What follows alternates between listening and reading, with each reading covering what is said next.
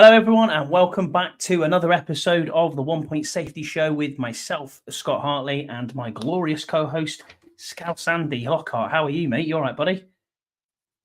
Yeah, man, I'm okay. How are you doing? Yeah, good, thanks. Yeah, good, I get thanks. excited Yeah, for this all right. pod. It's got something to talk about, man. For the past 3 weeks, not much to talk about, you know.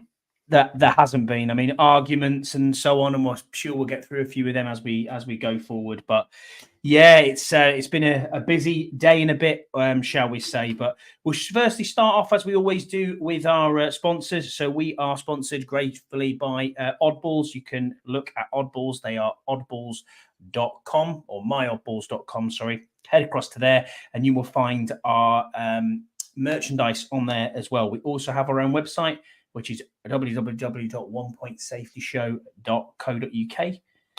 You can have a look at that, and there is also merch on there as well. Scouse has produced some more merch for us. We now have water bottles and things, and we also have cups, hats, all sorts of pens, lots and lots of stuff going down. So yeah, all good at our end. Also, we have an affiliate sponsor to the pod, which is the Dunstable Town FC pod, which is Talk of the Town podcast. You can find their link in the description of our show. So go ahead if you're into non-league football, go and give them a download. And they also have a YouTube channel, so you can go and give them a watch on there. We'll start off, Scouts, with the news, mate. There's loads and loads and loads of news. So we thought we'd have a week off where there wasn't a lot happening, and it turns out there is loads and loads and loads happening. So there has been a bit of noise on Jason Wright. People digging at Jason Wright on the fans, saying that the name change has been bad for business. But facts are facts. An article from Sports Business Journal came out saying that the Commanders brand actually grew by 33% last season. So, that's tickets, suites, all sorts of stuff like that. So, come on now, get off his case. You can see that the brand is growing. It's going to take time.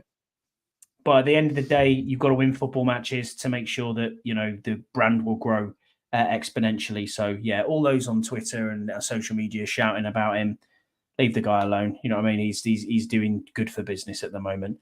We also had rookie mini camp and OTAs took place, Scouse. Obviously, Jaden Daniels has been going through a lot of drills, looks effortlessly with his footwork, and his accuracy is very good as well. We would need to talk about that a little bit. I mean, all of the rookies turned up. We actually got a question on this from Paul Fienda Turner. He is at having a Radox on X or Twitter. He said the rookie camp OTAs looks very different. It's further proof that as much as Ron was a safe pair of hands for the ownership change, did he actually positively impact anything in his tenure? He also means the players look focused, all are turned up, no arms folded, lots of press conferences, and feels genuinely energized. And dare I say it looks professional as well. I mean, what are your thoughts on training camp so far and OTAs? And shout out to everybody in the chat as well. Jesse, you're in the chat there. Brian is in the chat with us. Yam is in the chat with us. So thank you for being with us. We appreciate you being on. Yeah, I mean, I'm not.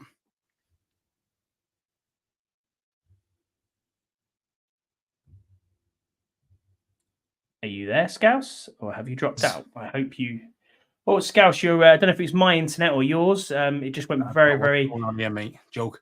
I'm not too bothered about what Ron in his last year. I genuinely believe his last year was just about making sure that we had the most amount of draft picks, the most amount of capital in that respect, and not many guys on big long-term contracts. And I think that was his role for the last year of his contract that he worked for us. So with regard to training camp with the rookies, yeah, you weren't going to see anything special. Do you know what I mean? And I think, yeah, nowadays, yeah, it's nicer to see access to these youngsters, earlier on through the media. But to be fair, at the end of the day, they're there to play football. Do you know what I mean? I don't care what they say. I care about what they actually do. So it doesn't really bother me about kind of, yeah, it's nice to see these guys and see what kind of personality they have. But the thing is, on camera, everyone's different. So how can you really take that kind of, you got to take some of it with a pinch of salt, isn't it, really?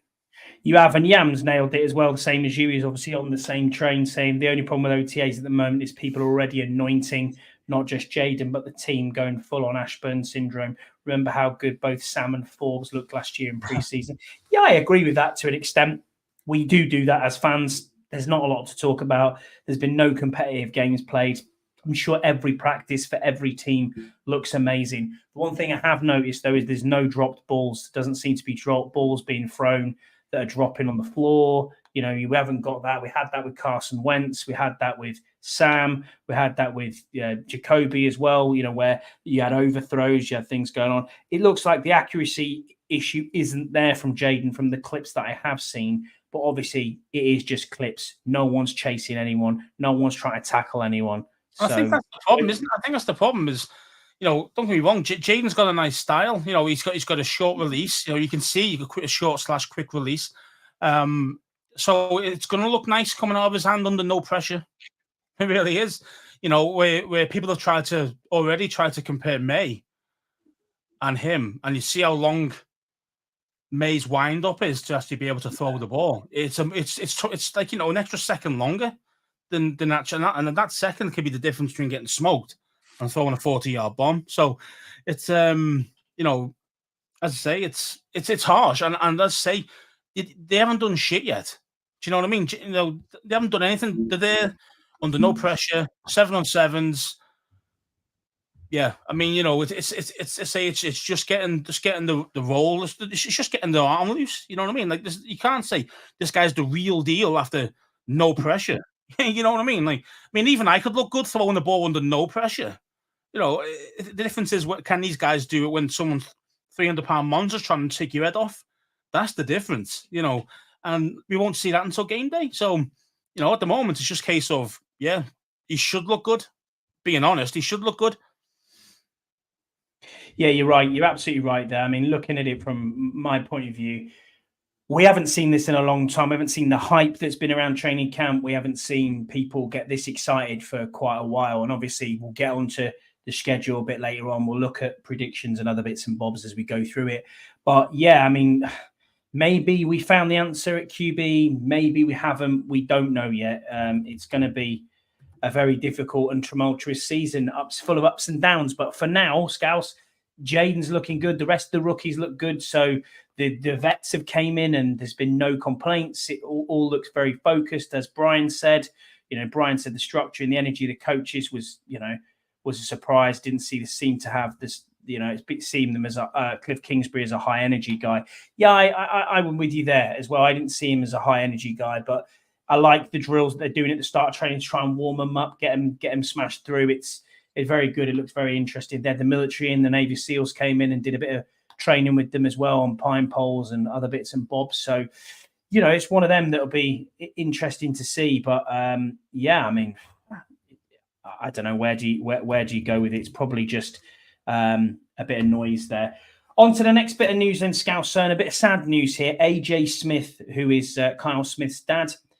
He was a long-time running exec of the NFL. He's a GM for the Chargers, and he's actually with the team, our team, that is, the Commanders, Redskins at the time, from 2013 through to 2015 as a senior executive and consultant to the GM. So he sadly passed away. So thoughts and shout out to Kyle Smith and his family. Kyle's still down in Atlanta as their assistant GM and obviously spent time with us as well. So bit of sad news there, but you know, it's news that's relating to this team. So we'll bring you the news. Absolutely. One other bit of news then, Dan Snyder, I know we're going to mention his name. He donated his Potomac mansion to the American Cancer Society for 2 months after, and 2 months after he donated it, the organization has relisted it for the exact same asking price that he was looking to sell it for, which was $34.9 million. And if you haven't seen it, go on to Nikki Javala's Twitter, and she's put a link up to the listing of his property, and you can go around and have a look at all 77 photos. Yeah, it's very, very nice, but for that price, I'm out. I mean, that much money. I mean, that much money worth in a house. He must have got a massive tax kind of cut on all that. Yeah, you know. Otherwise, you wouldn't have done it. He couldn't, especially someone like him. There's no chance he'd just give it away for free and just enjoy this, boys. No, he'll definitely be getting some sort of big time tax cut on something else of his assets that he's got or whatever. Definitely. Yeah, 100%. You wouldn't. Wouldn't do it. I don't know what's going on there. Next talking point, then, Scouse, and this is quite a big one. And every tweet that I now do is surrounded by bots. Dan Quinn wore a T-shirt. Yeah, obviously, we know where we're going with this. We know where we're going with this. Wore a Commanders T-shirt that wasn't NFL affiliated or team made T-shirt. It had obviously a faded out W with Commanders on it, and it had the old feathers from what was our Redskins emblem back in the day on the side of it. Very nice. I enjoyed the T-shirt. I thought, hey, that looks pretty smart. I like the nod back to the old with the new, and I think that was his intention. If I'm being honest with you, there was nothing more to it than that. Whether he's had a bit of a scolding from the system and from the NFL, I don't know. But my God, Twitter bots, leave me alone. I get about 150 messages and notifications about buy this T-shirt here. We can buy it here. You can do. Honestly, it is wild the amount of stuff that's came out from this. I mean, what are your thoughts, mate, on how this is all rolled round? Yeah, I mean, I don't think. I think Dan just thought, it was a nice gift because it was just some random guy just kind of posted him a T-shirt, and he thought, oh, this is pretty cool. I'll put it on and see how it goes. And obviously, there's been major reaction. I liked it. I like the T-shirt because I prefer us to bring back the emblem fully because I don't see a reason why we can't. Because that isn't the racist part of our name and history as such. So I don't see a reason why we can't have that back. And if we can't, well, why can't you have the little kind of feathers at the end of the W? I don't see a reason why that wouldn't be. Because it's nice, as you mentioned, it's going back to that kind of paying homage to our previous name. I like it, man. But we'll have to see. We'll have to see how that goes. But again, yeah, I think it's been taken way over the top, like everything else on Twitterverse. And I say all these bots and that everyone's trying to sell you this bloody T-shirt. It's like it's so annoying, man. It really is. Like, come on. Well, I've literally just tweeted out there while you were talking. We're live, and I've already had 5. That are plugging a T-shirt. It's just crazy. Elon, sort this out, or we're gonna have to try and find another platform. Well, that's how he's making his wedge, isn't it? That's how he's making his money back from paying double the price of what it was worth. Of course he is. Well, off the back of that, then we've got another little bit of news. Then the RFK Stadium bill was taken up by the Senate National Park Subcommittee on Wednesday, which would allow, obviously, a potential new stadium to be built on the land that was previously passed through the House committee in February. We haven't seen the outcome of this yet. Nothing's come out to say how it was voted, what happened with it. But there's a guy called Steve Daines. He's a Montana U.S. senator. He wants the team to recognize the iconic logo that was inspired and envisioned by Blackie Wetzel as a tribute to the Native Americans. He threatened to hold the bill up if nothing is done by the team. Now, obviously, you said, look, I'm for some sort of tribute to a nod to the old, be that the feathers or trying to bring back the whole logo back. Even as Jam said there, bring back the spear. I mean, yeah, I ain't got any issue with that at all. But what do you think on him trying to hold up the bill initially? And I don't know who the hell this guy is. Who does he think he is? A guy from Montana? Where the fuck was that guy when Redskins lost all his lost the name and everything else was going on at that time? Where was he holding up bills then?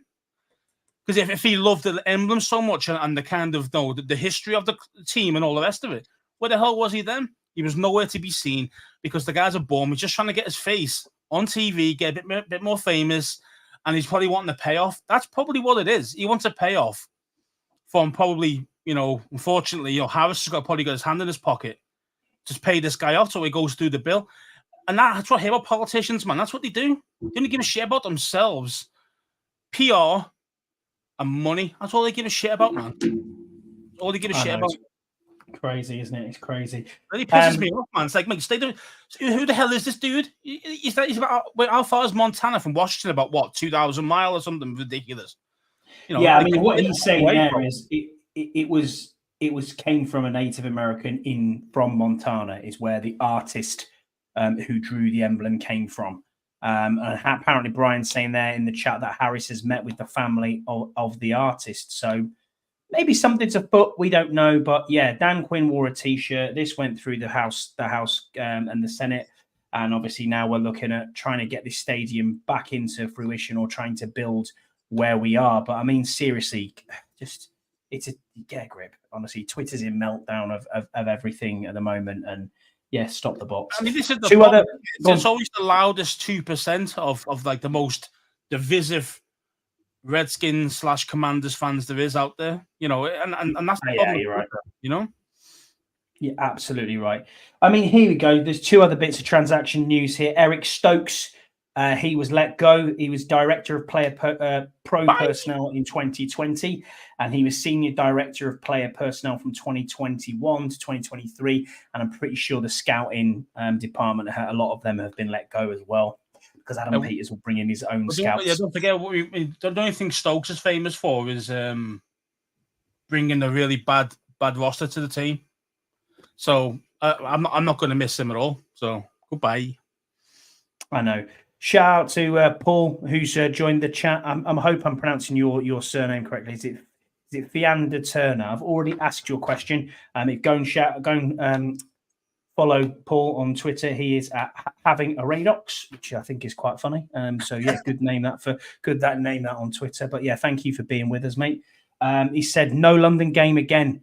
With the team looking likely to be more marketable, how can we push more Commanders gear into the UK? Well, for a start, Paul, they've got to get the gear correct. I mean, I'm wearing a hoodie that's got the wrong, obviously, dates on it for the Super Bowls. Yeah. And then at the same time, have you seen some of the gear that's coming out? There was a trucker cap the other day that the NFL's pushed, which is absolutely awful. And a lot of the gear that we get through Fanatics on the NFL UK website is awful, no matter what team you support. It's really poor quality. Our quality is better. Yeah, absolutely. Try and get our quality, man. To our website, we don't really promote shite. You know what I mean? Don't mess about. No, we don't mess about. So I mean, it is frustrating. And obviously we get paid. We have to get, like, I call it the UK tax. That's what I call it. You know, when you're trying to get something direct from the States, you try and bring it over. It costs an absolute fortune. You know, it's delivery fees, and then there's the what's the other fee you have as well? It's an import charges, and you're just like, fuck. You know, so it isn't just like an expensive jersey. You know, you're paying probably 50% on top of what the jersey is to actually get it sent over here, which is insane, I think. I mean, there should be a smoother way of kind of getting it done, but there really isn't. There's just no way around it. I mean, I got my black Terry jersey from direct from the States, from the Commander's shop, and that cost me nearly 40 quid in import taxes and everything else. And the same was the same went for my wife's jersey. And the jersey's what, 100 quid, 120 quid, something like that. Yeah, about that. You know, so about that. That's what I'm saying. It's like, 40%, 30% on top. It's mad. Okay, interesting. One other bit of news. Make Jesse send you stuff. Yeah. But yeah, true. Yeah, Jesse, that's a good point, Jesse. Really, yeah, and he can pay the import charge. To be fair to Jesse, though, you did order a lot of stuff last year when you went out there. You kept it for you. So, I mean, that's fair play. So, one other little bit of news was Jake Fromm. He is gone. Jake Fromm has been released, obviously, from the team. Expected, to be honest with you. No great loss. Scouting team, backup quarterback that was never going to be anything more than the third choice at the very, very best. And the Commanders have signed a veteran wide receiver in Damier Byrd. He's had a workout on Wednesday with us, and we've signed him. He used to play for the Steelers, and he also used to play for the Falcons as well. So, I mean, just a wide receiver depth, I suppose. We like to be signing these ex-Falcon players for some reason. I don't know why that is. We got quite a few of the guys who've been brought through from. I wonder, Dan Quinn, possibly? Well, potentially, yeah, because, again, he was at Atlanta a good while back, wasn't he? I mean, potentially. I mean, this is interesting from Paul here. He mentions about the retailer he works for. So what retail do you work for, man? Because obviously that'd be interesting. Yeah, definitely. So what he's saying here is the retailer that he works for was told if we have a good year and enough people shout for it, you never know. I hope so. I hope we get better gear coming through because it's a need. Do you know what I mean? We like that. And so this is the other thing as well. This is what went back to earlier it goes back to my early point, Scouse. 33% increase in revenue through sales, through jerseys, through suites, through tickets, everything else. So for me, this is the way that we're going to do things. I know you don't get much off jerseys, but that's Burrows. You know what I mean? Look at his Chase Young jersey that was literally falling apart. Off the back of it, the name. It was just ridiculous. Just one wash, wash, an old jersey. It was brand new, supposedly. Honestly, one wash done. But there you go. So yeah. That also he smelled, isn't it? That's what it is. He melted it. There you go. Yeah, maybe. you bugger. There you go. So we'll get on to it then. Schedule release. Preseason. Jets at the Jets, at the Dolphins, and we are at home to the Patriots in Game 3. That's preseason. No one cares about preseason, bro. But I'll give you some general notes on it. So Washington's going to take on the NFC South and the AFC North this season, as well as the rest of the NFC East. We're also playing the 4th place finishers for the AFC South, NFC North, and NFC West. We've got 2 primetime games this season. Not by much. Week 3 at Cincinnati and week 11 at Philadelphia. We'll open the season on the road for the first time since 2019. And the Commanders will finish the season against divisional opponents for the 15th straight year, dating all the way back to 2010. So that is just some interesting facts around there. But we'll get into it then. So week 1, Scouse. Tampa Bay away, 4:25 Eastern time. Head-to-head record here. Tampa Bay in week 1 to face off against Buccaneers for the first time since 2018. Last time we opened against Tampa Bay was 2004. We beat them 16-10. We're looking to extend our 2-game winning streak against the Bucs on the road. We have a 5-6 record on the road against the Bucs and a 12-10 overall record against the Bucs. What are your thoughts on this opening game, mate? Yeah, as I say, it's the stats say itself, isn't it? We either win or we either lose, just like every Sunday. But it really is like near enough a 50-50 game. I still think that's the case now as well. I mean, I do too. Of course, I think we're better. I think we're gonna be better just because of the guys, the bigger name guys we've brought in. I think we have to be better than what we were last year, even if it is incremental. We've got to be better at least a little bit, And I think we can take it. I don't understand the 4:25 kickoff though, being that's on the East Coast. Yeah, that's weird. That's a bit annoying. But I'm just thinking about kind of. They obviously they re-signed Mike Evans, didn't he? It's a big contract. Yeah, re-signed Baker, re-signed White. Baker. Didn't we have who was with Baker? We got one of our coaches. Who was with Baker? That was last year before. I can't remember. Oh, I don't know actually. Tampa guy? No, I can't remember the top of my head. But I know we've got a coach who's worked with him and knows him well. So I think we've got the edge there. I think we win the game, but I think it'll be tight. So, Scouse, I'm going to write this down as we go, just so I can do a little bit of a tot-up prediction as we go. So, I think that we're going to ride the crest of a wave at the start. You know what I mean? So, the last few years. Look at the last few years we've been there. Week 1, last few years we've won the first game of the season. And then obviously it went shit, kind of like week 3 onwards, kind of went crap. But let's see. So, I think, in all honesty, I think that both teams are probably better than we think they are. Tampa Bay coming off, obviously, a divisional round game in the playoffs last year. Obviously, they got a wild card win in the playoffs. They're not a bad side. Mike Evans is a real problem. Whoever's going to go against Mike Evans. I mean, Emmanuel Forbes against Mike Evans. No, Mike Evans is. If you actually look at consistency, the top 2 most consistent wide receivers for. I don't know what the stat was. I think it was catches and consistent yards of 1,000 yards per season. Mike Evans was number 1 overall. Terry McLaurin was number 2. He beat he's beaten out what's his name? Rice as well, Jerry Rice. Yeah. I think it's 10 seasons in a row, 1,000-yard receiving years every year. Every year of his contract, he's been here. That he's been in the league, 1,000 yards plus every year. So I'm not happy that he is a beast. Like, to be fair, Mike Evans, we're going up against him, but I just think that it's tight. But I think that Atlanta squeak this. I think it's a losing start on week 1 for me. Atlanta? Yeah, I do. Sorry, Tampa. That's what I meant. Why did I say Atlanta? I don't know why I said Atlanta. They'll let you on in the season, bro. Yeah, thank you. On to week 2 then, and the New York Giants, 1 p.m. Eastern Standard Time kickoff, and we will be there for this game. Yeah, boy. There is 9 of us going from the UK. It's going to be crazy. Can't wait to get out there. Me and Burrows getting on a plane, meeting Jesse at the other end, and then meeting up with the rest of the UK lads in Dublin and flying over from there. It's going to be we're going to have a good time. We're going to have a very good time for a few days. I am thoroughly looking forward to this. Shout out to Freddie as well for trying to sort the tickets out together. So appreciate you for doing that, mate. It's definitely, man. Whenever you're organising anything, and I can tell you from experience, it's very, very difficult to organise people. Especially when certain people are getting involved. Not going to name names. It's one of them, but it's hard. Week 2, New York Giants. Are we keeping the streak? Before we go through that, mate, there just a couple of go ahead. People mention about kind of the weather going to be in Miami at that point. Miami and Tampa at that point.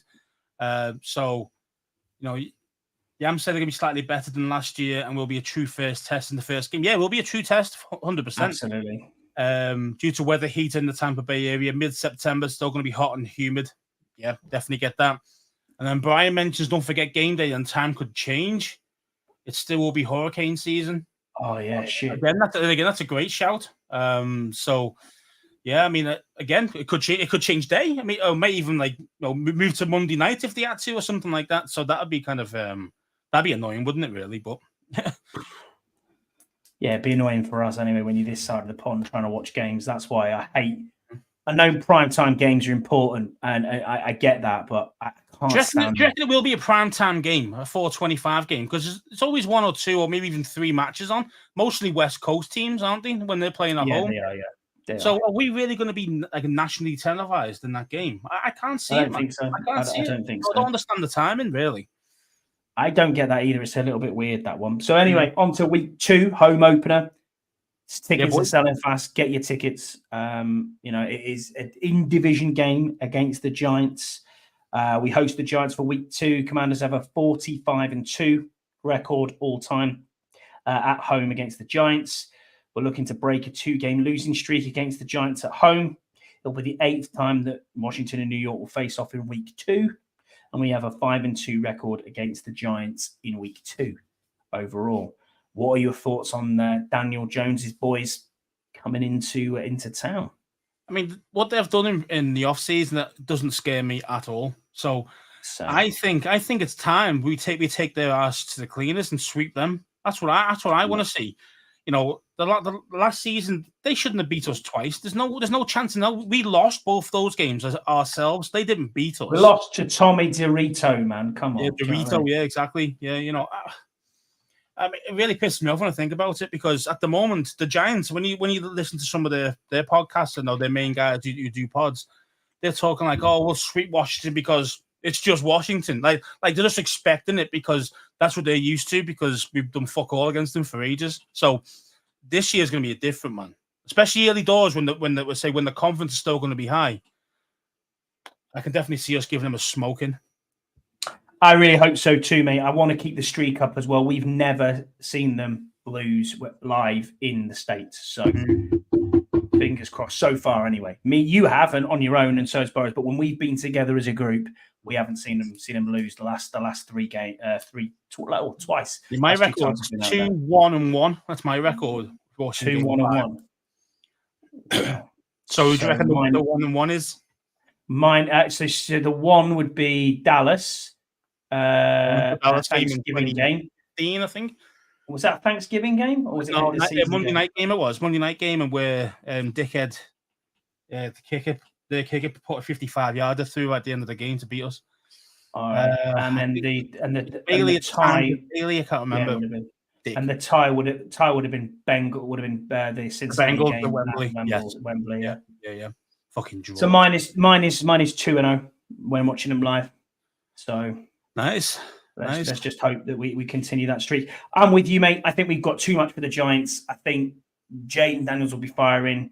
We'll be coming off a close loss, in my opinion. You're saying a win. So if we're coming off a win, even better. The momentum's building. It's going to be difficult to game plan for teams. It's going to be very difficult to game plan for us under new coaching staff, new quarterback, and that's new defensive structure. Repping you've got at the start of the season. They haven't got no real tape on you, especially with the new quarterbacks, because all you can go off is college games, and that's not going to be the system. And you can go off Kingsbury's previous systems. He even said it himself. It's not going to be the same system as before because he's going to tailor it to the actual quarterback strengths. So again, this is going to be new to all these other teams trying to decipher our offense, man. I tell you, even defense as well, really. Yeah, it's correct. You have to remember we haven't had adequate coaching for how many years now? Oh, we've gone from Brent Vesselmeyer.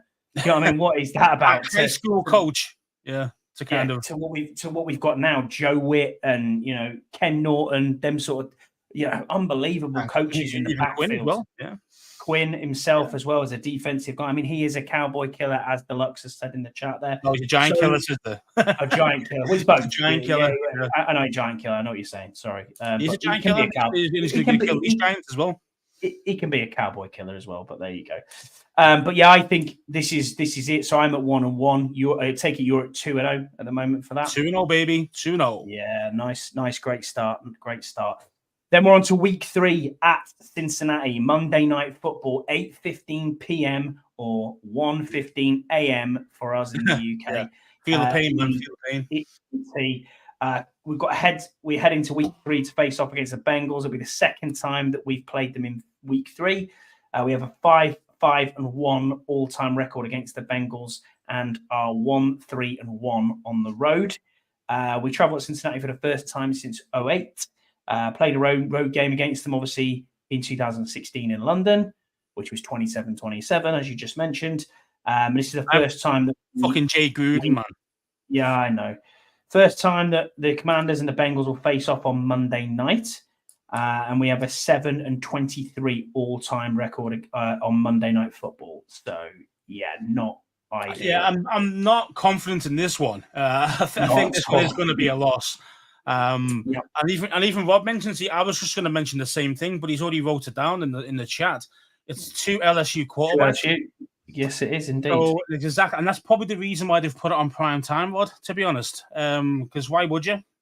Otherwise, because we could be 2-0, and people go, "Oh, people might want to watch us." But before the season kicks off, you're thinking of these little mini storylines, aren't you? That's what you're thinking, and it's going to be Burrow will get the old guy, or not. He's not even old, but the predecessor against the prodigy and stuff like that. So I can see. That's the reason why it's probably been put on prime time. Unfortunately, we tend to suck on prime time, especially Monday night games. So we have got a bad record, man. Just in general against everybody we play on Monday night. So I can see us losing by at least 2 scores. You're right. Paul in the chat said Bengals started really poorly last season, didn't they? Yeah, you're right. And Yams obviously mentioned if Burrows is healthy, we lose. It's plain and simple. They are contenders. Bengals are absolutely correct. They are contenders straight away. With Joe Burrow, they are absolute contenders. So yeah, it's one of them. It's one of them. But I mean, go on, mate. Sorry. Go on, mate. The Deluxe has mentioned what's going on with Burrow's wrist. There's a huge question mark. Now, again, there's a huge question mark. But the thing is, he's got his surgery. I think he's already throwing now. I think so I can't see this guy not being ready for week 3 for us at the very least. So. No, I get that. Next one, week 4. So both saying a loss there, by the way. So at the moment, we'll do a recap after the first 4 games. So the next one is at Arizona, 4:05 p.m. EDT kickoff. We're going to Arizona for week 4 for the first time since 2020. On the road, we've got a 28-27-2 record against the Cardinals and a 77-47-2 all-time record. Last time we traveled to Atlanta, the Cardinals defeated Washington 30-50. I'm saying Atlanta, bro. It's the Cardinals. It's Arizona. Why the fuck do I keep saying Atlanta? In fact, 3 times, I think, mate. Just wake me up. Wake me up in a minute. Sorry, dude. I'll correct you, mate. Arizona to the desert. Arizona, yeah. I mean, again, this one, who's going to be both begin with A. Come on now. Yeah, at least you got closer with that one. What about the quarterback he's playing for Arizona now? Who's that? Just remind me. Kyler Murray. Oh yeah, I'm not scared of that dude. I mean, the guy's smaller than us. He walked past us in the NFL in the game. He walked directly right past us. He was about genuinely. He was about the size of Jesse. He was about the size of Jesse. No joke. Jesse's a bit taller than us. I don't think Murray's taller than us. I mean, I'm 5'9", and I think Murray's smaller than me. He didn't look it, did he? He didn't look big. He looked small, bro. I mean, I'm thinking, no wonder this guy gets hurt regularly. I know he can run and all the rest of it, but these guys, man. And I think, as I say, with the playing Arizona, I think Kingsbury's going to have he's going to be really wild up for that game. And I just think the motivation's going to be there. I think we're going to win that one. Again, I don't think we're going to blow anybody away, especially early doors. I can't see it. With Jaden still trying to get used to his receivers and the tight ends and stuff. So I think we're going to be relying on the run game in this game. And I think we win. I think we win the game by about 4 points. I think it's going to be tight, but I think we win. Jesse's just said in the chat there he was at least 2 inches shorter than me. That's interesting. Yeah, I think he was quite small, but we don't need to. His afro is also my height. Yeah, maybe. I mean, he genuinely was. He looked really small. Then he looked quite light as well, as in frame wise. Didn't look like he's not your we know he's not your prototypical quarterback. He heavily uses his legs. Obviously, it's basically a shortstop playing quarterback. That's what he is. Yeah, he is. Yeah. You know what I mean? You're going for a win there, yeah. I'm going to go for a win there. Yeah. Deluxe mentions about what's the injury to Burrow. Basically, mate, he tore one of his hand/wrist flexors. Within his hand, is in kind of the palm side of the hand, so more kind of like wrist and kind of in here. He tore that, which again, it is a bit of a weird injury, really, for a quarterback. It doesn't tend to be the middle part of the hand that he tends to, if you bang a finger or you tear a tendon, tends to be in the fingers. This is more kind of like in the wrist, kind of across the wrist joint. So it is a bit more of a weirder one. And tendons, especially in the hand, you have got to be careful with them, especially early doors, because it's so easy. I mean, I've just people just doing tendon repairs from people falling through glass, and they've had operations and they've cut through the wrist and the hand and the severed tendons, and they reattach them. They're stuck in these kind of vice splint things. It's weird. And then if you even just do a simple thing as just doing that, you can actually re-tear the tendon off. So so they're very delicate, But again, he had that done. When was that? Was it the playoff game? Was he actually playing playoffs? Then he got hurt. No, he didn't. He didn't play in the playoffs. No, so you're talking probably end of December, early Jan, aren't you? Really, when they're done. Yeah, he'll be back for 6 months. You know what I mean? But again, it is a weird one because it's not normally at the wrist. It's normally the finger flexors that tend to get snapped when when you throw the ball and you hit your finger on someone's helmet or something like that. When you do that, so it's a little bit different, but. I think he'd be fine, to be honest. At the 4 week point, we'll have a bit of a stop and a stock there. You're at 3-1. I'm at 2-2. So I think we also get a win in Arizona. So I'm at 2-2 there. So yeah, it's going to be. And this is total prediction in May. I mean, come on now. It's a bit insane. I mean, the hard part is, we haven't mentioned it, but. I think it's the first 6 games. We're playing 4 away. Yeah. So, again, normally Washington actually do better on the road, which is a sad state of affairs, really.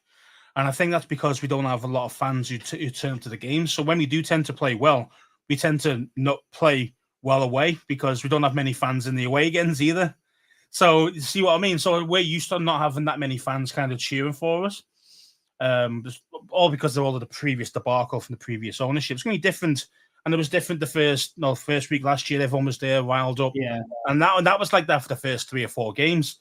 But that kind of, it wears off. It wears off when your team's not really producing. That enthusiasm dies off quite quickly. you think it's a new day and a new age, don't you? Like we're going to think about it this time as well with the new staff. So, so we've got to make use of it early doors. But again, we're playing 4 away out of the first 6. So again, could that be detrimental to us going forward as well as in just fan turnout? Because if we are, say 2 and 4 or 1 and 5 after 6.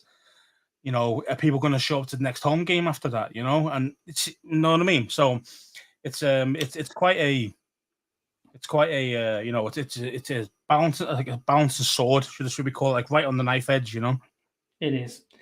Week 5, we're versus Cleveland at home. It's a 1 p.m. kickoff. So we've got Cleveland in this is the first time we've met Cleveland in week 5.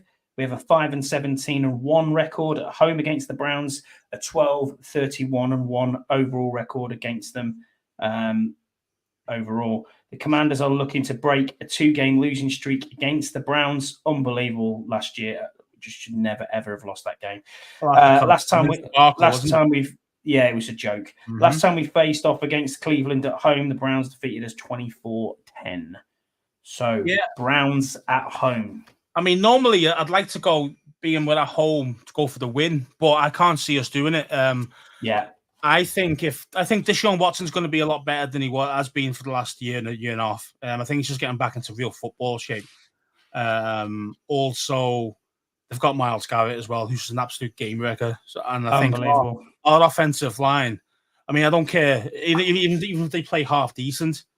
Myles Garrett, man, he beats world class.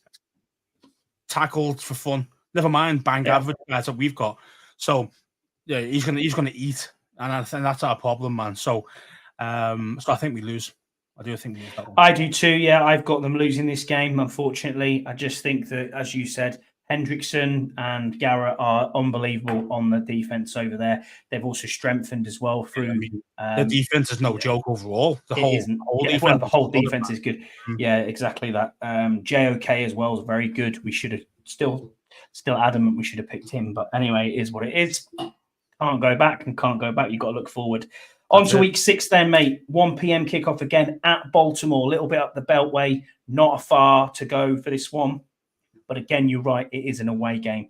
What are your thoughts on this one? Are we both saying loss? Let's move on because yeah. We're not at their level just yet. I mean, it'd be amazing if we even keep it close. To be honest, will be a nice game to watch though, because I say the battle of the 2 quarterbacks again. The Daniel style, which is pretty similar to Jackson's style and those type things. So it could be it'll be quite a nice, interesting watch. But I just think they're just better, like just throughout. You know what I mean? Just better players. So I mean, there will be some pride at stake, like there was when we ruined the preseason record. Yeah. There is some pride there because it is a local, like what we would call a derby. But again, it's. Yeah, I think they're just too good when it comes down to it. When it comes down to when it really matters and you got to win, they'll beat us. Week 7 versus Carolina. This is at home, 4:05 p.m. kickoff for some odd reason. Again, don't understand the whole kickoff times. I mean, I don't know if you have to do a certain amount of 4:00 kickoffs, but really strange. So we've got the Panthers in week 7 for the first time since 2020. We've got a 6-3 record at home against the Panthers. Last time we played Carolina at home, Washington was defeated 2013. I'll let you take this one away, mate. But I mean, we got the Panthers. I mean, they are literally the worst team in the NFL. They really are. So if we can't beat them, we don't deserve to beat anyone. Being honest with you, I think we should win this. Louvu's going to be up for it. Playing his old Chin is too. Yeah, Chin. And these guys are good players. These aren't like cast-offs. These guys, like they wanted to keep them, and they couldn't because they just didn't want to be there because it's a shit show, and the owner's ridiculous. So, yeah, I think this one's a win. I really do. I do too. Absolutely, the worst team in football apart from us. Because you've got to be honest. And what does your record say? Your number 2 overall pick. Tells you what you are. That's what I mean. At the end of the day. So we were number 2 overall pick for a reason. Yeah, We were. I mean, I know the Bears got Williams, but that was Carolina's pick. So exactly, you know what I mean. They were awful. They did They well. Were very, very bad. And speaking of the Chicago Bears, Week 8, we are at home to Chicago, 1 p.m. kickoff. So we've got we face off against the Bears for the third consecutive season. We've got a 13-12-1 record against the Bears at home and an overall 23-22-1 record. Last season, we were defeated 40-20 in Week 5 Thursday night's football. And we have an 8-4-1 record against the Bears in October. So what are your thoughts about the Bears? Obviously, number 1 overall pick against the number 2 overall pick. Again, there's a lot of storylines, man. There's a lot of storylines for each of these games. Montez Sweat coming back. Correct, yeah. So, you know, there's going to be some storylines for that one. I mean, I love Montez, but we kept him. Hope he has a bad game, being honest. But again, when we take on elite pass rushers, and you might say, well, Tez is not really elite. I think he is because he played in a system for us that basically he had to fucking cover the whole right side of where he was covering, and let Chase Youngbody just do whatever the hell he wanted. Now that he's the man in Chicago, look how destructive he was in only a few games he was there last season. Mm-hmm. Just imagine what he's going to be like this year. I'm telling you, man, he's going to be an absolute stud, man. And I think, I think they beat us. I do. I think Chicago beat us again. Wow, I do too. And I'm not trying to. You got to keep your burgundy and gold tinted specs off. And I was expecting you to go. Yeah, we'll beat them. No, I think they're a much better side this year. The Bears. Yeah, they've reinforced wide receiver with Adunze and other signings. They've had a very good off season as well. And I tell you what, Ryan Poles over at the Bears, he's actually doing a fantastic job. No matter which way you look at it, he was on my short list for GM. I mean, you know, out of 3, he was my third choice. But he was on. Well, yeah, I don't think it was Ian Cunningham. I think was the other. He's the assistant GM there.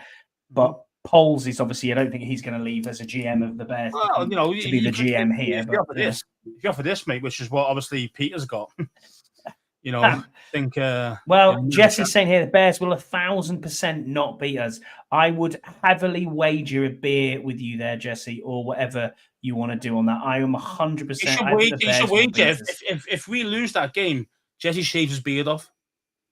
No way. That's way too much of a. That is way too much of a bet. That. But anyway, yeah. So, geez, Louise, that is a shocker. Done. Jesse agreed. Done. Just agreed. Done. Well, he's got to have to come up with a. He's going to have to come up with a different a bet for me. And what we'll do is we'll have a joint 1 Point Safety Show Bleeding Burgundy Bunker podcast mashup where we go live. And if one of us loses, one of us has to shave. What are we doing? Am I? For a beer. For a beer. I was going to say I could do my hair like live, and he could do his beard. I'll put it out there. Yeah, so at the moment, zero on the Al Shaver. Oh God! After week 8, then so far, then Scouts, we've got us at 4. You've got them at 4-4. I've got them as at 3-5. And evening, Loey. Thanks for being with us, mate. Appreciate you, buddy. It's nice to see you, and nice to. And when you go out for week 2, we'll have to meet up and have a beer. So it'll be interesting to see. Yeah, but Rod's saying about he doesn't believe Caleb's going to be that might not be as successful as people hope. I mean, the guy has got it. He's got the it factor. He really does. I mean, the only thing he doesn't have is the height. Again, he's a bit of a shorter quarterback. But in general, this guy can make plays off schedule better than anyone. I mean, even like the top guys. You know, even the chat's getting wild now. The chat is getting wild. He said, Jess Wax, Brazilian. We're going everywhere here. I mean, I don't know. Doesn't have any hair. He already waxes it anyway. And he's got a Brazilian as well, Brian, because it's the old banana hammock season. So yeah.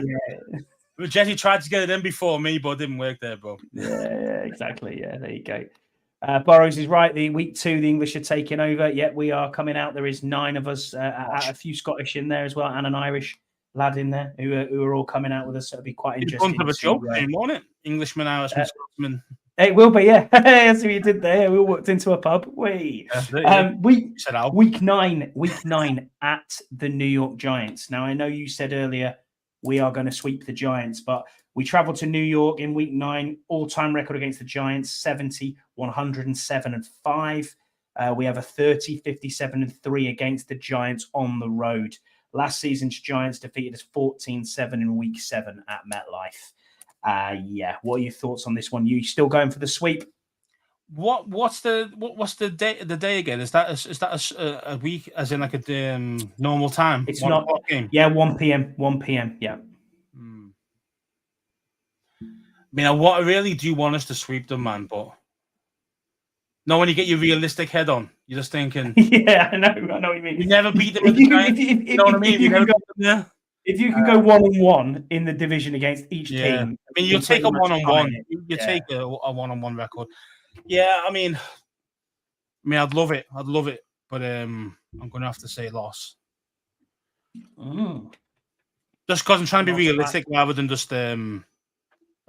I honestly think the Giants are going to be absolutely awful. So I'm taking a win there. So I have got us as 4-5. I like you have got us yeah, man. You have got us at 4-5 as well. But yeah, it's one of them. It's one of them, mate. But it's one of them. I mean, I'm in negotiations as well, Loey, with my wife. It's cost me Canary Wharf and a trip to London, but it is what it is. You've got to do what you've got to do, mate. So I wish you well. I wish you that well. Week 10, Pitt versus Pittsburgh at home. So host Pittsburgh in week 10 for the first time since 2016. We have a 20-13-3 record at home against the Steelers. We're looking to break a 2-game losing streak against the Steelers at home. So week 10 against the Steelers. Scouts, what are your thoughts on this? Again, who's the quarterback there now? The Steelers is Kenny. Oh no, it's not. It's Russell Wilson. Sorry, and Russell Wilson or thingy-majig Fields. Justin Fields. Or Russell Wilson, whoever it's going to be. Either way. I think that's a difficult one when you think about it. Because Tomlin, no matter how bad, his worst season ever, mate, is an actual 8-1, isn't it? Or something. I think it's not his worst ever season. He's never had a losing season in his career. So I'm thinking Burrows, cheers for being in with us, mate. Appreciate you being on here. And the bunker is on in about half an hour-ish, I think. So an hour's time. An hour. Well, I'll give it a watch then, mate. But if you want to shout out to the Bunker podcast, go and give them a watch. They're also on YouTube. So thanks for being with us, Andy. Appreciate you. Yeah, exactly. I mean, Brian mentioned as well. Again, everyone who's got a quality. TJ Watt, yeah, man. Yeah, wow. Whoever's got a quality pass rusher, we're always going to struggle. I mean, I know you could say, well, Jaden will be able to run around and do his own thing and blah blah blah, but you just hope he doesn't get blasted by one of these guys. Yeah. Who knows where we're going to be at that point? I mean, we're at week 10 then. What team's going to be beat up? What are we going to be? How are we going to be playing? What's the string tackle at that point? You just don't know, do you? So it's I mean, I want to say win, but I'm going to say loss. Yeah, I'm the same. I'm with you, TJ Watt, and I think Russell at or I'm not saying Russell Wilson. I think it's Justin Fields who's going to be in. Do you think they're going to start? Wilson, mate. He's a better quarterback. Mm-hmm. Wilson's won the Super Bowl, blah, blah, blah. Yeah, that was 10 years ago, bro. You know what I mean? Like he was awful. He was awful at the Broncos last year. I mean, I'll give him that. He was pretty hopeless. He started getting better, and he still cut him. That's how bad. He got better towards the end of the season, and they got rid. And also the largest dead cap ever. It's like, okay, yeah. What's that tell you? The guy's a prima donna. We knew that anyway from Seattle. We did. He kept it quiet when he was at Seattle, but as soon as he left, mate, they were all over it, saying, mate, thank God this guy's gone, and you couldn't play certain music in the locker room, and there's all sorts of shit going on. This guy had days off when nobody else was allowed, stuff like that. He had his own parking space and his own office. That's right. Yeah, he had his own office in the actual stadium, didn't he? It's like. Which is absolutely, and it was like close to the ownership, wasn't it? It was like next to the ownership and stuff. It was just mad. Loey in the chat is saying one of our easiest games, Steelers at home. No, mate, not for me. Not for me. I don't know about that one. Well, it doesn't get any easier, Scouts. Week 11 at Philadelphia, Thursday night football, 8:15 p.m. Eastern Standard Time. 1:15 a.m. for us. I hate Thursday night. Well, Thursday night I don't mind. It's Monday night for me. I can't stand Monday night football. It is. We're both the same, but this is our second primetime game, week 11, away at Philly. Ooh, tough. This one, very tough. It's in the. I'll give you the. It is. It's in division. I can give you the rundown if you want, mate. Sorry, it's 8. We have an 8. It's overall 88, 84, and 5. We are 43, 43, and 2 on the road against the Eagles. So it's absolutely dead even. Last season, obviously, Eagles beat Commanders 34-31 in overtime. And we have a 5-9 record against the Eagles in prime time.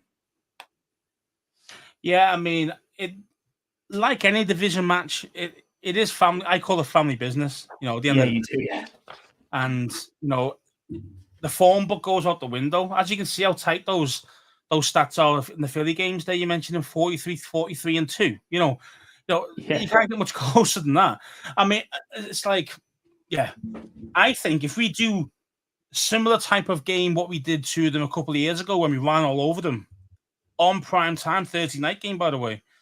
I think we can go and take it. I really do think we can beat them there, Graham. I really do. Well, you think we can beat the Eagles? Wow. I mean, family business, mate. And are you predicting a win there? Yeah, I'm going to go for a win on that one. I think we're going to share it. I think we'll lose at home to them, but I do think we'll beat them at their ground. It's prime time. Different after teams different, but we've done it before. We know how to do it. We know we've got to do. It's called and execute. We do. Yeah, I mean, the Eagles are still going to. I agree with Yam. Eagles are still going to be one of the toughest teams in the NFC. Facts. And Lowy, yeah, you're right. We do play the Eagles well. We always play them close. You are absolutely correct. Even with the game planning and tactics and install that we had last year with Eric Bieniemy. Yeah, we lost by 3 in overtime, and Sam had a good game. Sam had one of his best games for the Eagles. He did. So yeah, man. I mean, as I say, I do think Eagles win the division again. They are the better team in the NFC. Dallas have lost loads of players. I don't care what they say about replacing them. They're not at the same level they were last year, player for player, and they've lost half the coaching team as well on the defense anyway. So and the most, center. That's what I was say. The most key position out of all of it is your center. Yeah, he's gone. So yeah, exactly. How do you replace Kelsey? Loads of players, which is great. So that's why I think we go. I think we go there and take him. I really do. You're currently at 5-6. I'm at 4-7. This is a loss every day of the week for me. I just can't. That was every day of the week. We beat them a couple of years ago. There, that was every day of the week.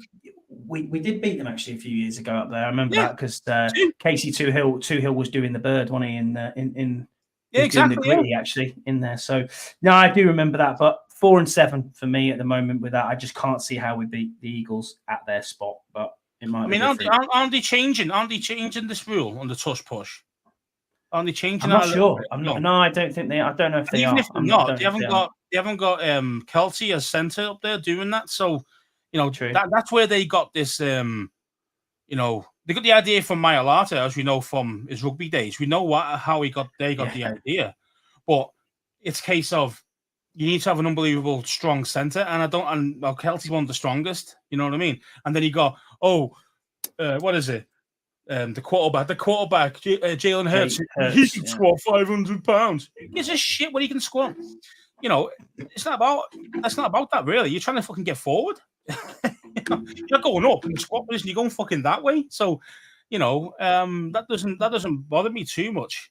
I mean, but again, who's their center going to be this year? Is it going to be Jurgens or have they gone somebody else?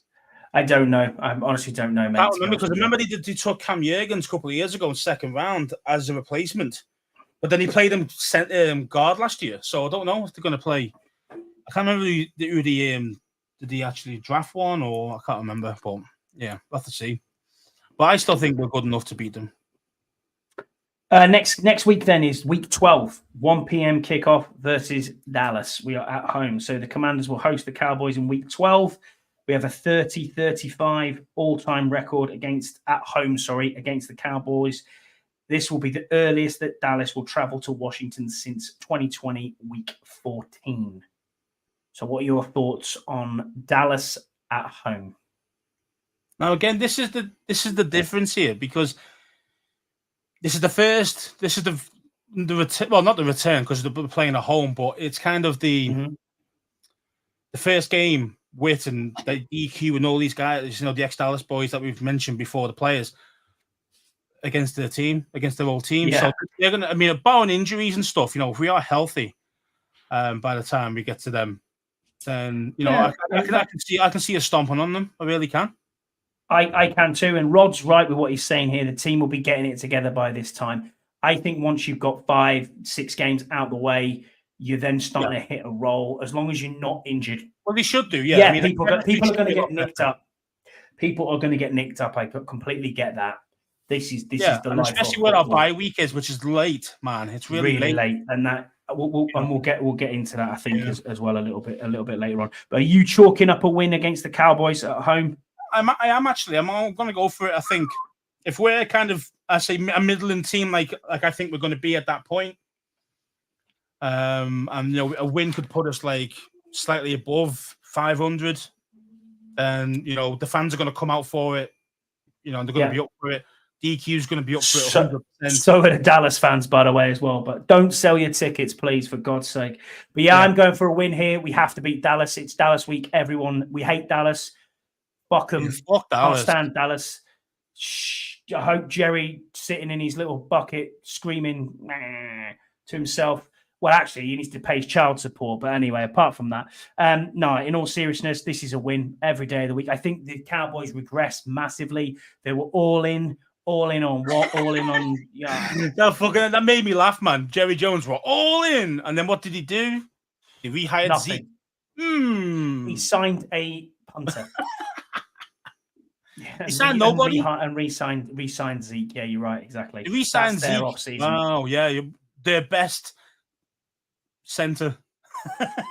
Dak Prescott. Listen, he has mortgaged the future, Jerry Jones, over there. He has mortgaged what was, in all seriousness, what was very good teams at times.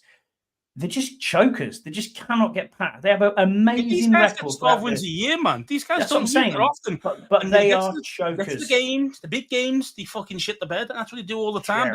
As you say, the gang of chokers, the gang of bottlers, fucking see you later. They won't even make the one going to say, I'm going to make the playoffs next year. That's what I'm saying. Bring your own benches. Anyway, week 13 versus Tennessee, 1 p.m. Eastern again. We face Tennessee week 13 at Commanders Field. That is at Commanders Field at home. Commanders have a 6-8 all-time record against the Titans and are looking to break a 2-game losing streak. At home, Washington is 4-4 against Tennessee. So what are your thoughts on this one too, mate? I think this should be a win. I think so too. We always play the fucking Titans and lose, though. Really tight. Remember the Carson Wentz? It was the Carson Wentz throw, wasn't it? Interception. Yeah, on the goal line. Pissed me off on the goal line. Yeah, and that's the thing with the Titans. It's like they don't have that Derrick Henry anymore. They don't have that kind of real beast. I know they got who was it in the draft? Was it Brooks or something like that? I can't remember. I know they got themselves a decent running back in the draft this year, but that's still not the same, man. Like, we couldn't stop Henry. We had to put 20 points above these even to have a chance to beat them last year. And I'm just thinking, like, we should win that game. We should win that game. Yeah, Levis as well. Will Levis. If he's going to be the starting QB at that point, then he is. He is the starting QB. They're going to be shit. Plus, brand new, like bottom of the league, near enough. Brand new coach as well. In Callahan, over there. So, I mean, I know his dad is there coaching the O line, which is, we know. Is that actually Bill Callahan's son? Yes, it is. Yeah, he's the guy. He was. I think he was defensive coordinator at the Browns for a while last year. And funnily enough, who was O line coach at the Browns? Oh, Callahan.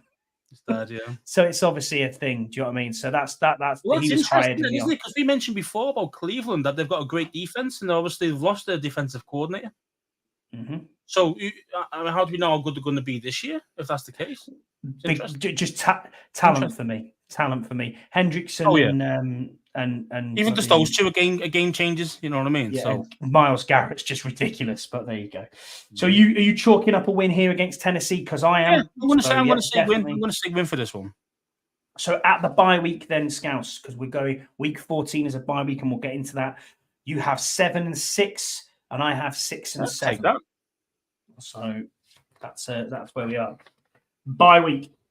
For the third consecutive season, Washington will have their bye week in week 14.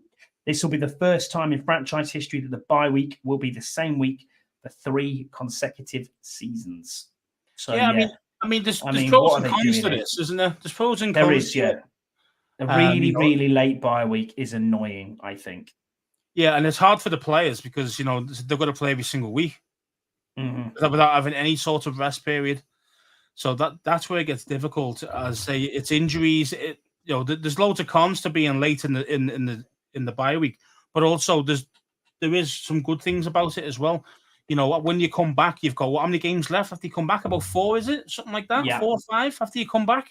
So the 4 games. So again, you've got like an extra week of prep there to go for the final run-in, especially if you're kind of middling, like we're thinking we're going to be 7-6 or 6-7, something like that.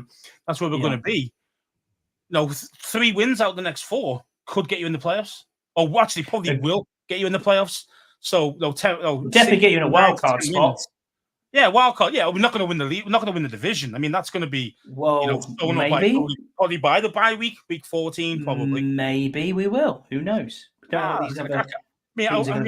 we are 7-6, I mean, we're probably going to be second at best. I think the Eagles will have a better record than that at this time, week 14. So yeah, we'll see. I mean, yeah, it's one of them. Week 15, then we are at New Orleans, 1 p.m. Eastern Standard Time. We head to New Orleans for week 15 for the first time since 2018, looking to break a 2-game losing streak on the road and a 3-game losing streak against the Saints. We have a 9-5 record on the road against the Saints, and overall we are 17-11 against the Saints. So what are your thoughts against the Saints, Scouse, especially off the bye week? Yeah, come off the bye week, we always start off flat. That's the problem when we have our bye week. The first game back, we always shite. We really are. I don't know why that is. Maybe it's like a prep. I don't know. Maybe the players aren't tuned in. Hopefully the coaching staff will obviously be able to change that this year. And I think Witt wouldn't even allow that shit to happen. Do you know what I mean? Especially on defense. Correct. I mean, I think we're better. I think we've played for player. I think we're better. I think we're better than New Orleans. I really do. You know what? I actually do too. I think we have a better side than New Orleans at the moment. Yeah. I mean, Derek Carr. I'm not scared about Derek Carr. No. What have they got? Chase Young? Yeah, they got Chase Young. He'd be injured way before then. So don't worry about that. He'll be walking around in a boot. He'll be walking around in a boot. Maybe done by week 4.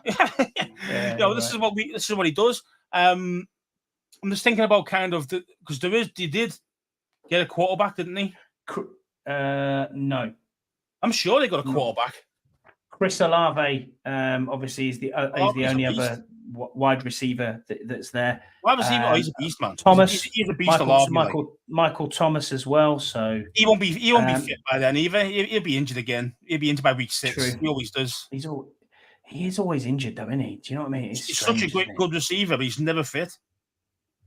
That's the problem. Yeah, I mean, I'm gonna have a look at their roster. I need to look at like schedule to see what's. Man, I mean, I'm looking at their depth chart now, and it's Jake Hayner, Spencer Rattler. It was Spencer Rattler. Now again, that guy, he's a wild card as well. He's a wild card because he's got a lot. He's got a lot of talent. Taysom Hill as well is the 4th. So they've got Derek Carr, Jake Hayner, Spencer Rattler, and Taysom Hill. Alvin Kamara, Jamal Williams, and then Jordan Mims. Olave. Again, Kamara, he's not as good as he was a few years back. He was quality a few years back. I'm not scared of him now. I'm trying to see. I mean, I think Rattler might be in. I mean, I think he might be in by the time he plays us. Because Carter be injured, he always gets banged up. So Saints. So I actually think we beat the Saints too. I honestly think coming off the bye week, I think we beat the Saints. And yeah, I think again, Louisiana, Jaden Daniels going back to Louisiana. A lot of LSU fans will be there as well. So it's like a homecoming for him, isn't it? So inside a dome as well. So yeah, I think we can. I think we can take the win here. So no issues with that one.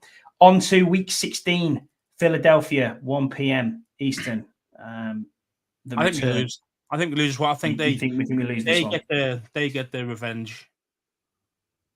As I say, I don't think normally especially when you're English and you look at kind of your teams and stuff and your sports teams, you think home field advantage, home is so important. But for Washington, it hasn't been a fortress for such a long time that it doesn't really matter. These away teams come in and they're the home team because all their fans travel and our guys don't show up. So especially by then, I mean, if we're kind of where I'm at the moment, 8-6, something like that, then you could probably see it be near enough packed out, probably, with our fans rather than theirs. But I do think they'll get the revenge. They'll have a lot more fans than we will in that stadium. Yeah, I think so too. I think they'll have more fans than we will, as they do every year. It's an easy game to sell your tickets for, especially when you look at the prices of what a single seat ticket is going for at the moment. Even a single seat ticket for the Giants game at home was $287. That is wild. When you consider, that's nothing really. I mean, you see somebody's season tickets to $5,000, $10,000. I know, unbelievable. Just for a season ticket, not all like suites, just normal, just a good seat, like 50-yard line stuff. But it's ridiculous money. Paying $250 to watch a game is it's a lot, and it is a lot. But yeah, I'm with you. I actually think we get beat here as well. I think they do the sweep on us this year. So yeah, I've got us at 7-7. You've got us at 8-7, and we are going into Atlanta this time. I'll get it right, Scouse. Week 17. We are looking to extend our 3-game winning streak against Atlanta. Last season, we defeated the Falcons 24-16 in week 6, and we have a 17-10-1 overall record and a 10-4 record at home against the Falcons. And this one is to be decided. So we could have more primetime games. We could have more flex. The flex window starts on week 17. So it could even be a Thursday night football. Don't know when this is going to take place, but it just says to be decided at the moment. So yeah, I'm on the fact of we always have the Falcons number. Yeah, we do. I think we have a good record against, especially more recently. I think we win this one. I do. I think we've got enough on us, enough about us to beat them. Yeah, I agree with you. I do like at least 10 as well, by at least 10 points. If we are healthy and if we have the people we want at the helm, I think this is a win. Kirk coming back, obviously, but I don't think it'll be Kirk by then. I think Penix could be the starting quarterback then. Yeah. I mean, it'd be interesting. I honestly think it will be. Not because Kirk might be injured. We don't know what he's going to come back like. He's a bit of a oddball, isn't he? Let's be honest. And, hey, you pay the guy $100 million. You should play the dude. He should be playing. You know what I mean? You're right. 9 so you're, and then final game of the season, Dallas. Now again, this one for me is, if we've got something to genuinely play for, which I believe we will do with our record that we've got there. Mm-hmm. I think winning, you're in, baby. Winning in type situation. I think we win. I really do. Again, it's the DQ, it's the wit thing again. But again, now is the first time at their ground. You know what I mean? At their stadium, gonna go back in there and smoke them all, and that's how I want to see it, man. I want to see us go in there full of confidence, hammer a team that's probably we might already be in the playoffs at that point, or fighting against us for that final spot or whatever it is. Because they're not as good as they were last year and the year before. They're just not. So, yeah, man. I mean, I'll be looking forward to that, and I think we'll do them. I really do. I think we will get beat in Jerry World. I just can't see how we beat them before. We beat them many times. We have, beat them on Thanksgiving. And that, you know. So I mean, one good thing is though as well, we don't play any Thanksgiving games. We don't play at Christmas. None of that's taking place this year, so that's a bit of a bonus in some ways as well. I mean, you mentioned like right at the start. I was waiting to the end of this. We got to the end of it really before speaking about it. And says, "Do you feel with our team doing the least traveling this season will lead the team in extra wins?" And I definitely agree with that. I think it's definitely a bonus that we haven't got to travel as far as like other teams. No, we've got no international game. You mentioned we've only got 2 primetime games, so we're not even getting messed up with our schedule that often. Yeah, but and also our far traveling away games are at the beginning of the season. Exactly when you like have to remember is fresh, you know what I mean. So part of the reason, Scouts, why I mentioned the times of the games is purely so you can see the times that are on there on the time zones. We play, I think it's I've worked out there's 13 games in Eastern Standard Time. So you know that this is what I mean. We're all on the East Coast games, majority of these. So it's once every 4 years that this rolls round. Because you can tell who's doing the fixtures and what teams you're going to play for what. But this is actually quite beneficial to us this year. I mean, we'll bring this up as well, and we'll follow Ian's point through because we've got fan questions here, mate. But our overall records then at the end of what we think we're going to get to, you are at 10-7. 10-7, and I am at 8-8. So 8-8 and 1. Yeah. So I'm 9. I'm at 8. Yeah. No, 17 games. 17 games. That's ridiculous. I've missed one off. Hang on. McFly. Oh no, I'm at 9. I'm at 9 and 8. My apologies. 9 and 8. I mean, 9 and 8 could possibly get you the 7th seed. Possibly. Nah, I don't think so. I don't think so.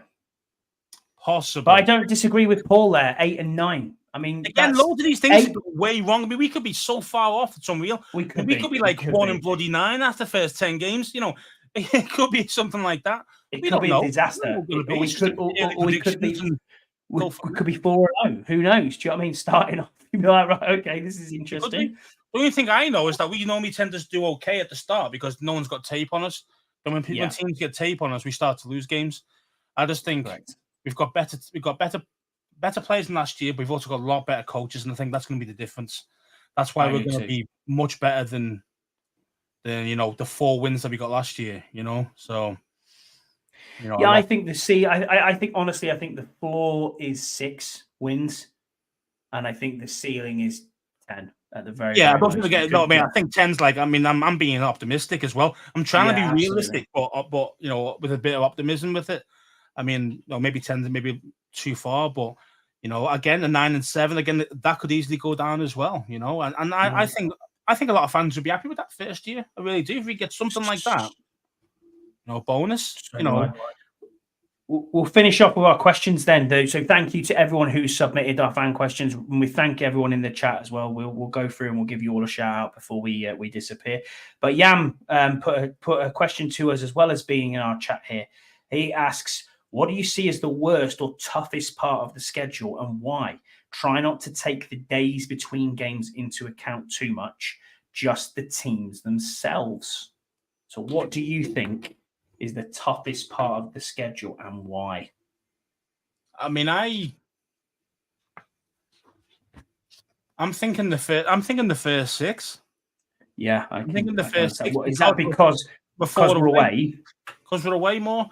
Okay, we're not traveling massively. I know Arizona's in there, which obviously that's a trek, the other side of the country.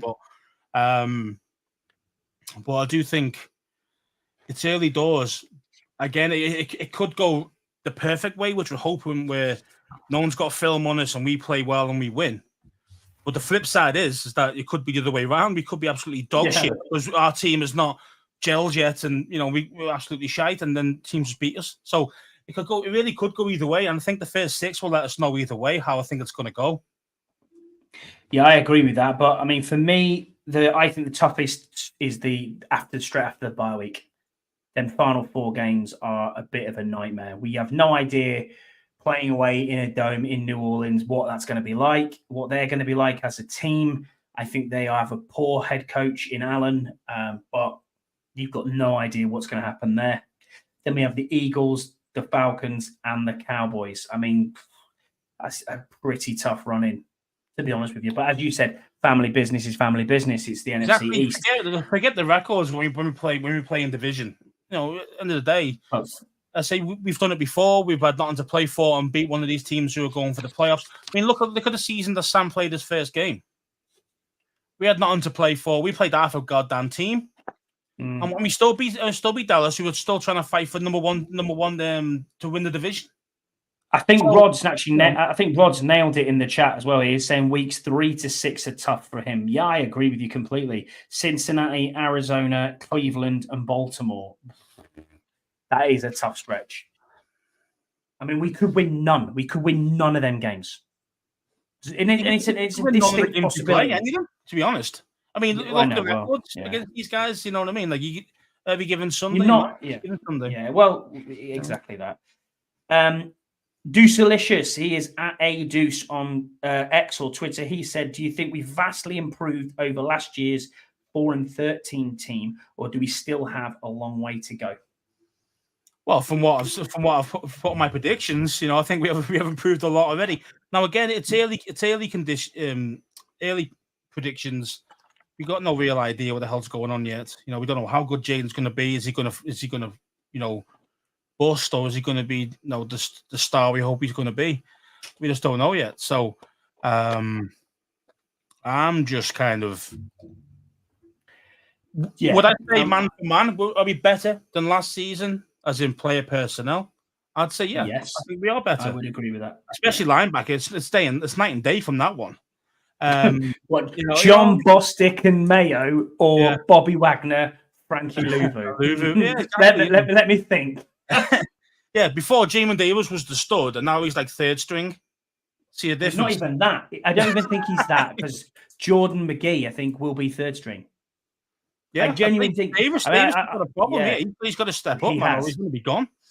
It's got a problem. And I think it's a massive upgrade in the linebacker room. Absolutely. And again, besides, don't you think you could say, have they fully addressed the O-line? I'd say they've obviously addressed it with a few guys, but it's more the interior guys that they've sorted out. But it was needed. It was needed anyway. Algretti and Biadish are 2 seasoned pros. You wouldn't say that Algretti is an immediate starter, but he obviously played in a Super Bowl for the Chiefs. So come on now, you know what I mean? But so did Wiley, though. I mean, that doesn't tell you shit. I mean, True, yeah. True. I want to see this guy produce. I don't care if he's a big dude. I just care if he's good. That's all I care about. Barton. Yeah, Cody Barton, dear God, exactly. Yeah. And who was the long-haired mullet? Who was the long-haired mullet before that? It was who went to the Steelers. Oh Christ! It was the linebacker Cole Holcomb. Holcomb, yeah. Yeah, I mean, yeah. A Hall of Fame, 85 Bears linebacker as your head coach, and another former linebacker as your defensive coordinator. These two couldn't see a linebacker if they're waiting in the fucking bus queue. Yeah, I just think that's ego. I think it's ego. We can coach up anybody. No, you can't, bro. They've got to have talent, man. And these guys don't have talent. The guys we've got now have got talent. So proven talent. Jesse's put a question into us. He is at Jesse24. He said, what stands out about the schedule? I think we've covered that one already.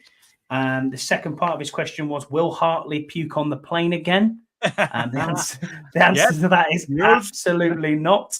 I won't be, will not be doing that. And the third part is, will you promise to take my phone away from me when we get back from the Rocket Bar? And the answer to that is, yes, I will, Jesse, and I won't go any further than that into any details with that. That will remain private. But yes, I will take your phone off you. No problem at all.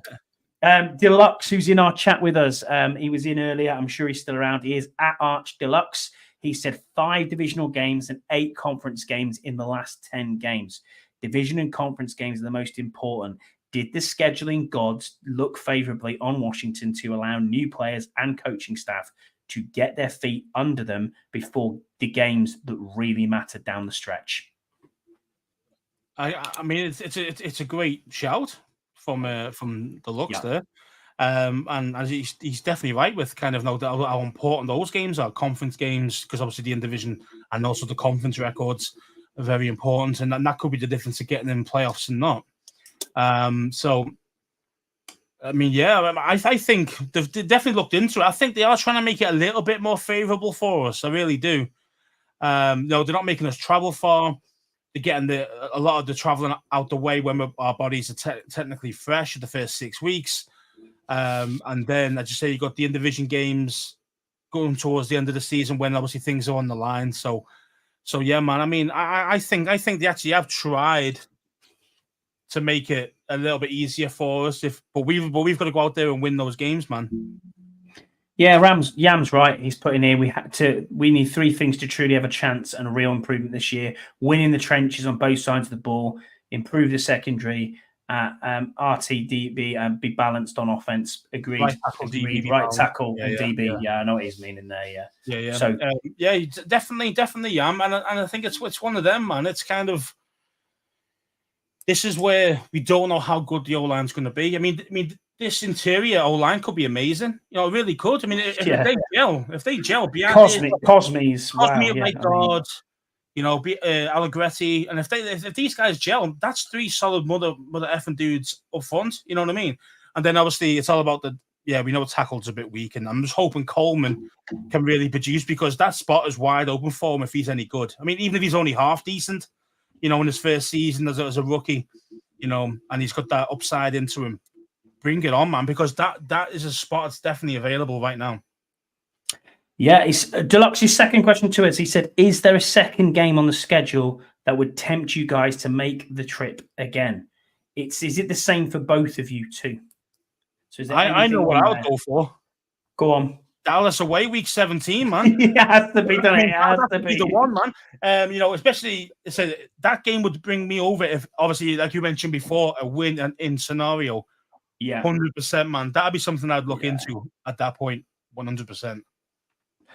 I think you're right. Yeah, I think you're right. Dallas. I think it has to be something like that, because what's the point otherwise? I mean, don't get me wrong. You know, it's great to see our team, and you know, and we like to.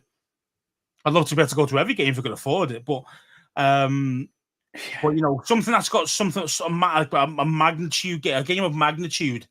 That's what you want. Even a playoff game, get a playoff game instead. Get me that. You know, it's only 3,502 miles to Dulles Airport. What are you doing? Yeah, that is exact as well as the crow flies. That is exact 3,502. But anyway, you better get running now. You might get there in about 7 years. I don't know. Exactly. Yeah, exactly that. Scott G 20G Dog. He asked, "I will be enjoying a day at the MLB ballpark. But what are your thoughts on the fool that Burrows shared that said only people in North America care about the NFL and that the EPL is bigger?" Not sure if you saw that. He basically retweeted a interview that Simon Jordan did on TalkSport with Jim White. For those who are in the UK who are watching us, Simon Jordan, I'll give you a bit of background on him. He's a bit of a boxing pundit now, more than anything. He used to own a football club in the EPL called Crystal Palace. He basically went bankrupt and it failed. Liable, sue me. Yeah. But anyway, he's a bit of a dick, to be honest with you, and he has been for a long time. He's one of them, and but he does say what he thinks. And he basically came out in this interview, Scouse, and said it's only, you know, for your biggest revenue stream, which is the Super Bowl, and you get 112 million viewers or whatever it is, whereas the EPL gets that every week. You know what I mean, worldwide, which is right. But income wise, the NFL, it literally triples what what income they get in the Premier League. Now, is the Premier League bigger than the NFL? No, not in my opinion. It's not. As an entity, as a global brand, possibly, and I can understand where he's coming from then, because football, as in soccer, is watched throughout the world. It's played throughout the world. The beautiful game, as we call it, it is everywhere you look at it. And a lot of Americans are taking, EPL to heart, and they're finding their own teams like we are with the other game. But to say that it's only enjoyed by Americans is totally and utterly wrong. That is complete utter bollocks. So I mean, you can take this away because you go to London games and stuff. So. I mean, sport is sport. At the end of the day, It doesn't matter where it's coming from. You know what I mean? Like, how many times have you watched like Brazilian bikini volleyball? Yeah, I've watched a bit of that. Oh, for the sporting effect, of course. Do you know what I mean? Absolutely, yeah. These Blacks. things are, yeah. It's so important to kind of say sport is sport, and NFL makes shed loads more money, but they charge through the nose. Like they really do. To everybody, the customers get absolutely skinned alive, really financially. Especially over. I mean, we don't really see it that much. I mean, we know our price of the zone and these things, but compared to what the Yanks actually pay, it's dropping the bucket. Really, it really is. Yeah. They get ripped off in a big way. I think. If you want YouTube. With the NFL on it, it's this package with that and this and the other cable and this and that and the other, and it costs hundreds of dollars, hundreds. And now you've got Netflix showing Christmas games. I mean, we've got Netflix for what, 15 quid a month, 20 quid a month. Giving us games like that on Christmas Day. So we're lucky in that respect. We still obviously like anybody else, we all love sport, and I think a lot of times as well, NFL is one of them games that if you can get over, especially as a UK fan or a foreign fan, not in America, if you can get over the fact of two things. One is obviously the strangeness of the game, as in the rules, because there's so many different rules for every single play near enough. If you can get around that and you're quite interested in learning something like, we're actually going to learn, and it does make you think, then NFL's a good one for you. If you can get past the stop and start nature of the game as well, with adverts in between every other play and whatever. Again, if you can get over that, then it's a great sport to get into as well, as a fan. But if you can't get over that, then stay away, because it will do your head in. It's as simple. It really is as simple as that. I mean, I as I said with you, the first game I went with you against the Jags. That's the first time I've ever watched a live NFL game. Never watched one before. Not even a London game. Nothing. Just never watched it. And I thought, oh well, we're going out to watch our team. That's it. And I remember sat next to you and saying, "What's he holding that up there for?" And you were like, "It's the fucking countdown, mate. They've got the adverts on." And I was like, "Oh yeah, shit, they have it." And you could literally see the advert clicking down, going like 40 seconds, and you're like, "What the hell?" I thought it was like, "Oh, he's holding like a play clock up." Do you know what I mean? But no, they're literally talking to each other, and you think to yourself, "This is like a little bit bizarre." But then when you're watching it, obviously on the TV, that's the time when you're going for a wee. That's the time when you're going to refresh your beer. That's the time when you're in the WhatsApp chat going, "What's just happened there?" Because they've got so many opportunities. Like you watch a soccer game or a football game, as we know it. It's 45 minutes, so either you're going to miss some of the game to get yourself a new beer or go to the toilet or whatever, unless you wait till half time, or you can go anytime. You know what I mean? Like regularly, and you hardly miss any of the game. So, part of the reason why the Yanks love it in that. But yeah, I don't agree with you with him there though. Back to Scott's point, I don't agree with him there. It is a global game. We can see games in Brazil. It's getting more global. Mexico. I mean, especially over the last kind of 5 years, I'd say 10 years, 5 years, 10 years. More global. Pushing out to the UK. Then they're pushing out to Brazil now, and it was Germany last year, and it's Spain next year, Madrid, isn't it? Spain next year. Talk about Dublin as well. We better be on that. I'm telling you now, we better be on that game, because we've not been over since 2016, man. And we should be over. We should have been over like last year. We should have been. That got all Pete tongued, didn't it, for certain person's comments. You're not going to name names. Yep. Going to Germany, if that gives you a bit of a. I know. Anyway, that gives you a bit of a clue. But so we should be on. We should be on next year's national series somewhere, man. Because I will be going fucking mental if we're not. I wasn't happy this year that you went out there, out somewhere. But I think Brazil. I think Spain with the brand new Madrid stadium that's going to be ready for them. That'd be sweet to go there. It'd be a nice weekend, wouldn't it be a sweet to go to Spain and go over there and get that done? Oh, mate. Yeah, no. And it's like two funny ones, 2.5 hour flight rather than 12.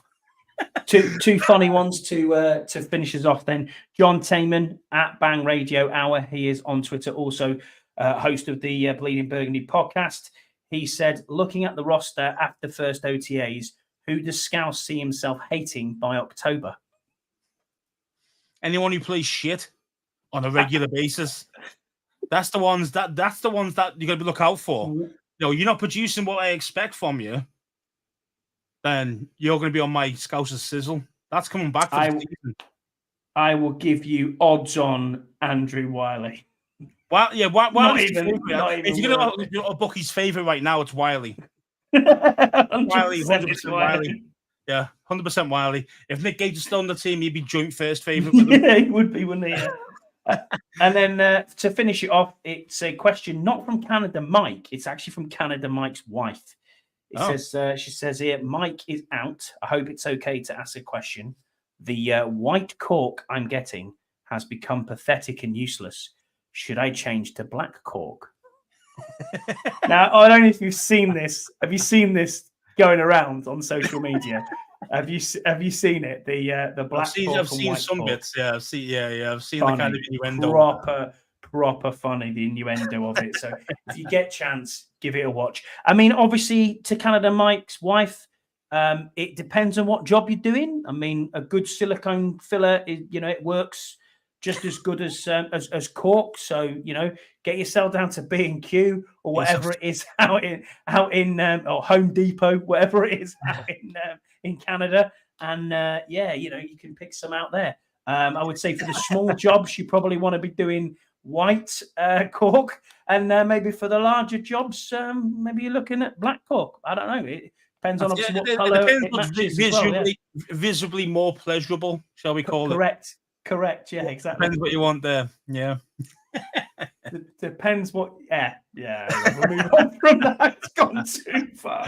Thanks for tuning into the 1 Point Safety Show. It's now turned into a sexual innuendo pod. But yeah. Oh wow. Anyway.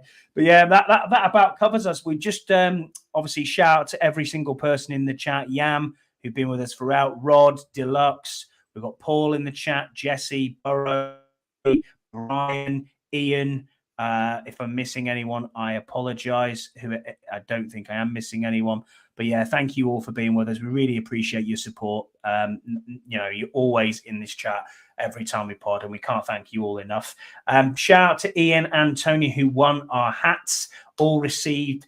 And I love the social media post. I'm glad that Tony got it through the post to him today.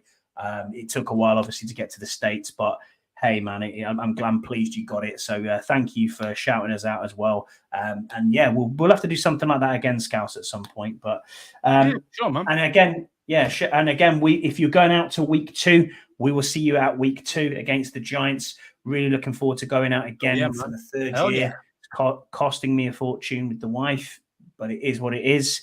I will make sure I repay her faith. And yeah, apart from that, mate. That about does us, I think. Anything else from you, Scouse? Are you happy? Yeah, I mean, I'm happy with the pod today. I'm happy with kind of the schedule the way it is. I think. Yeah. I said I just need to be happy now that the players actually show up. Do you know what I mean? And that's all it's about for me now. It's like, look, man, you need to get your heads in the game, learn the playbook, learn it fast, know it inside out. And let's go when we get on that field. You know what I mean? Week 1, week 2. Pre-season doesn't bother me. I don't care who plays in those games, being honest. But yeah, week 1, week 2, got to be there, man. Agreed. Hey, Deluxe, you going week 2, Deluxe? Oh, we'll have to meet up with Deluxe. Definitely. Yeah, 100%, man. 100%. You know what you look like. You're like the mysterious man, aren't you, Deluxe? I don't know what you even look like, mate. We'll find it. We'll find it. To be honest, Deluxe, if you're in the red zone, you're not going to miss us. That's for certain. Yeah, we'll be there, mate. Yeah, we'll be there. All right, everyone. That just about does us. Thank you again for joining us on the 1 Point Safety Show. You can check us out on all our socials. We also have a website. Check that out. All the links are in the description of this show. Please give them a follow, like, and subscribe. And we'll see you again next week. Thanks, everyone. Bye.